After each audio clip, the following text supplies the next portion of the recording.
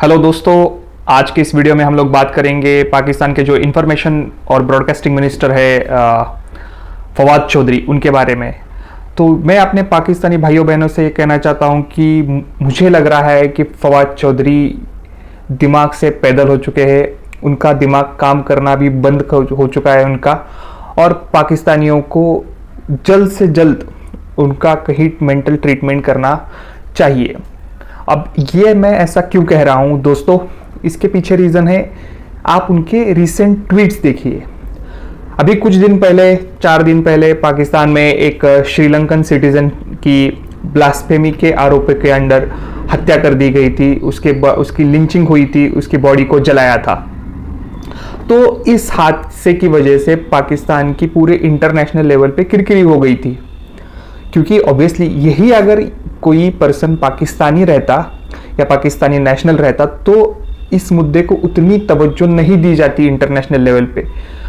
क्योंकि ये जो बंदा मरा हुआ है इसमें, ये एक श्रीलंकन सिटीजन था, इसके वजह से इसको साउथ एशिया में और साथ ही साथ पूरे इंटरनेशनल मीडिया में इस न्यूज़ को आगे रखा गया। बट अभी एक ऐसा वक्त है जहां पाकिस्तान की इमेज सुधारने की ज़रूरत है। ऐसे हादसे आगे ना हो, इस पर ध्यान देने की ज़रूरत है। बट फवाद चौधरी, जो कि उनके माइंड में इंडिया का हेट्रेड इतना भर चुका है कि उनको हर चीज़ में इंडिया को बीच में लेके आना है। उन्होंने अभी रिसेंटली 3-4 ट्वीट किए। उसमें एक ट्वीट में उन्होंने एक फ़ोटो ट्वीट किया है जिसमें पाकिस्तान के वज़ीर आज़म इमरान खान, उन्होंने एक जो इंसान मरा है श्रीलंका का, उसको उन्होंने श्रद्धांजलि अर्पित की है, उसको ट्रिब्यूट दिया है। तो फवाद चौधरी क्या लिखते हैं कि क्या आप सोच सकते हो कि इंडिया में ऐसा होगा, इंडियन गवर्नमेंट ऐसा कर सकती है किसी मॉब लिंचिंग में मरे हुए आदमी के लिए। और वो इंडिया का भी स्पेलिंग कैसे लिखते हैं, ENDIA, इंडिया, मतलब पहला वर्ड एंड लिखते हैं। तो इस बेवकूफ को समझना चाहिए कि वो एक पाकिस्तान का कोई मतलब कॉमन इंसान अगर लिख देता है, कोई एनालिस्ट लिख देता है तो समझ सकता है, लेकिन पाकिस्तान के मिनिस्टर लेवल पे बैठा हुआ बंदा इस तरीके से बेवकूफ़ी करता है। ये दोस्तों, इसकी वजह से पाकिस्तान की खुद की इंटरनेशनल लेवल पे वैल्यू जा रही है।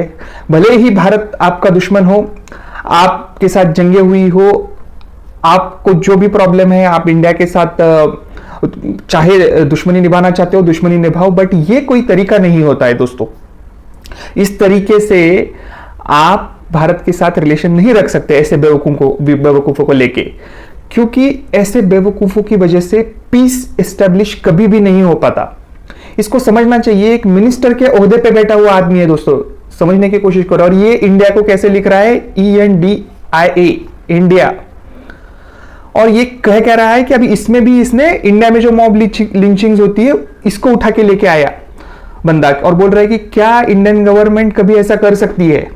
अरे भाई, मैं बताना चाहता हूं इस फवाद चौधरी को कि पाकिस्तान में भी लास्ट ईयर बहुत सारी मॉब लिंचिंग हुई है, उसके पिछले साल भी बहुत सारी मॉब लिंचिंग हुई है, और वो भी ब्लास्फेमी के लॉ के लिए। कितनी बार पाकिस्तान के प्राइम मिनिस्टर इमरान खान ने ऐसा ट्रिब्यूट पेश किया है? एक बार भी नहीं दोस्तों। इस बार किया है क्योंकि वो जो बंदा मरा था वो पाकिस्तानी नेशनल नहीं था, वो एक श्रीलंकन नेशनल था। आपकी एक इंटरनेशनल लेवल पे किरकिरी हुई थी, और श्रीलंका के साथ आपके रिलेशन ऑलरेडी अच्छे हैं। वही कंट्री थी जो उनके क्रिकेट टीम के ऊपर अटैक होने के बाद भी आपके पाकिस्तान में क्रिकेट खेलने आई थी। एक वही देश है जो बांग्लादेश वॉर के टाइम में श्रीलंका ने आपका साथ दिया था, ना कि भारत का साथ दिया था। और आप ऐसी कंट्री के साथ अपने रिलेशन खराब नहीं करना चाहते, इसीलिए आपके prime minister damage control mode में आ गए और उन्होंने जाके ये ट्रिब्यूट दिया उस बंदे के लिए। मैं जानना चाहता हूं कि लास्ट ईयर पाकिस्तान में जितनी भी मॉब लिंचिंग्स हुई, क्या इमरान खान ने उस चीज के लिए उस चीजों का या उस घटनाओं का कितनी बार अपने स्पीच में उन्होंने इसका जिक्र किया? दोस्तों, एक बार भी नहीं। मैं पाकिस्तान की चीजें बारीकी से देखता रहता हूं, पढ़ता रहता हूं। यही फवाद चौधरी है, इनको हर 3-4 दिन के बाद जैसे लोगों को अटैक आता है ना, इनको इंडिया फोबिया का अटैक आ जाता है। अभी इनको समझ जाता है कि अरे सुबह हो गई, चलो कुछ तो इंडिया के बारे में लिख दो। यही बेवकूफ था जिसमें हम लोगों का जो इसरो का, यानी कि Indian Space and Research Organisation का जो चांद्रयान 2 था, यानी कि हम लोगों का जो मिशन मून था, उसमें जो चांद्रयान 2 हम लोग भेजने वाले थे वो हम लोगों का फेल हो चुका था वो मिशन। तो इस बंदे ने उस 3 दिन में आकर इतने सारे ट्वीट कर दिए थे। पहले तो एकदम हा हा हा, जो चीज आपको आती नहीं है उसमें उस चीज में क्यों पढ़ रहे हो, आपको किसने बोला था 900 करोड़ रुपए आपने इस मिशन पे वेस्ट किए, भारत को जो चीज आती नहीं है वो करनी नहीं चाहिए, अब रो मत, ये वो इस टाइप के ट्वीट्स वो बंदा कर रहा था, इस बेवकूफ। और उस टाइम वो ये बंदा बेवकूफ, ये इंफॉर्मेशन एंड ब्रॉडकास्टिंग मिनिस्टर नहीं था, ये साइंस एंड टेक्नोलॉजी मिनिस्टर था। तो मैं जानना चाहता हूं कि ये जब साइंस एंड टेक्नोलॉजी मिनिस्टर था तब पाकिस्तान ने, या पाकिस्तान की जो स्पेस ऑर्गेनाइजेशन है सुपार्को, उसने क्या ऐसा कंट्रीब्यूशन पेश किया दुनिया में? कुछ भी नहीं। दोस्तों आप जाके मेरी बात मत सुनो, आप जाके ऑनलाइन डाल दो सुपार्को वर्सेस इसरो। सुपार्को यानी आपकी space and upper atmosphere research, ये जो ऑर्गेनाइजेशन है स्पेस की, और हमारी जो इसरो है, आप इनका कंपैरिजन जाके गूगल पे देखो कि कौन सी ऑर्गेनाइजेशन कहां तक है। इसरो चांद तक पहुंच गई है, मंगल तक हम लोगों का यानी मार्स तक हमारा सैटेलाइट पहुंच चुका है। जो चांद पे पानी की सबसे पहले खोज भारत ने की है दोस्तों, इस बात की भी आप याद रखो। आप जाके लूनार वाटर करके सर्च करके देखो, आपको पूरा मिल जाएगा विकिपीडिया में कि किसने चांद पे पानी की खोज की। तो मैं जानना चाहता हूं कि क्या कंट्रीब्यूशन था पाकिस्तान का इसमें। दोस्तों मैं अपने पाकिस्तानियों से, भाई बहनों से कहना चाहता हूं कि ऐसे बेवकूफों को सबसे पहले बाहर करना चाहिए। यही बेवकूफ लोग हैं जो दो देशों के बीच रिलेशंस अच्छे नहीं होने देते। और आप पब्लिकली ऐसी चीजों को अगर मतलब ट्विटर पे आके ऐसा मजाक उड़ाते हो, ये तो इस चीज से आपकी मेंटालिटी दिखती है।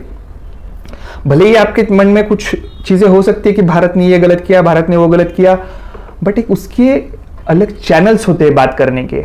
आपको अगर बिल्कुल रखने नहीं है रिलेशन, तो ये फवाद चौधरी जो मिनिस्टर है जाके इमरान खान को बोल दे कि जो इस्लामाबाद में भारत की हाई कमीशन है, जो एम्बेसी है, उसको कल से बंद करा दे। और जो जितना चाहे उतना मर्जी मजाक उड़ाए फिर भारत का। इसको वैक्सीन चाहिए भारत से, तो क्यों ले रहा है भाई भारत से आने वाली वैक्सीन? ये इसको इतना ही मतलब भारत से ये प्रॉब्लम है तो कल से बना लो। पाकिस्तान में था ये जब साइंस और टेक्नोलॉजी मिनिस्टर, तो इसको बनानी चाहिए थी वैक्सीन की फैक्ट्री लगानी चाहिए थी वहां पे। ये क्या कर रहा था तब? ये ट्वीट कर रहा था, इंडिया के मजे ले रहा था। कितने आपके सैटेलाइट पहुंच गए चांद पे के ऊपर, कितने आपके सैटेलाइट पहुंच गए मार्स के ऊपर?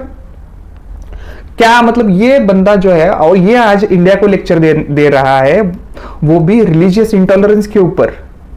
भाई हम लोगों ने देख लिया, आपके जो बड़े ऊपर बैठे हुए लोग हैं उनकी मेंटालिटी देख ली, वकार यूनिस की मेंटालिटी देख ली, जब वो बोल रहा था कि भाई रिजवान ने जो हिंदुओं के बीच में पढ़ के जो नमाज पढ़ी वो सबसे अच्छी बात थी। इस भाई को क्रिकेट से लेना देना कुछ नहीं, पाकिस्तान जीता इससे लेना देना कुछ नहीं। इसको सबसे ज्यादा मजा कब आया? जब रिजवान में ग्राउंड पे बैठ के नमाज पढ़ी, तब इसको ज्यादा मजा आया।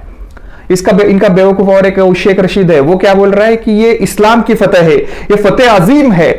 अरे भाई मतलब ये तो according to the Sheikh Rashid के इस्लाम इससे पहले 12 बार हार चुका है, क्योंकि इससे पहले 12 बार भारत जीता था।